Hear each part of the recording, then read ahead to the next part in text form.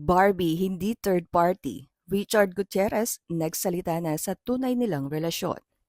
Nilinaw ng kapamilya actor na si Richard Gutierrez na hindi daw niya umanok kabit si Barbie Imperial. Sa nakaraang interview sa kanya ni Ogie Diaz, nagsalita nga si Richard.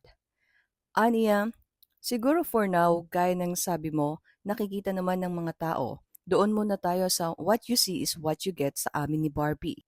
Ang gusto ko lang siguro i-clarify doon sa mga tao is that si Barbie walang kinalaman sa paghihiwalay namin ni Sarah.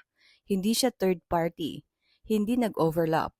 Maraming mga tao, mga bashers, nagsasabi na siya ang dahilan. Wala siyang kinalaman. Nakilala ko si Barbie. Matagal na kaming nagkahiwalay ng landas ni Sarah. Gusto ko lang i-clarify syempre, parang ang daming nagre-react sa kanya. Mga nag-hate comments sa kanya. Syempre, kailangan ko siyang protektahan. Kailangan ko rin i-clarify yun. Si Barbie kasi totoong tao. What you see is what you get talaga rin sa kanya. Mabuting tao, maalaga, makikita mo na genuine yung intentions niya. Genuine yung pagkatao niya. Dagdag pa ng aktor. Ayon pa kay Richard ay kapwa daw silang naka-move on na ng kanyang dating asawa na si Sarah Labati at kasalukuyang pinoproseso ang annulment ng kanilang kasal.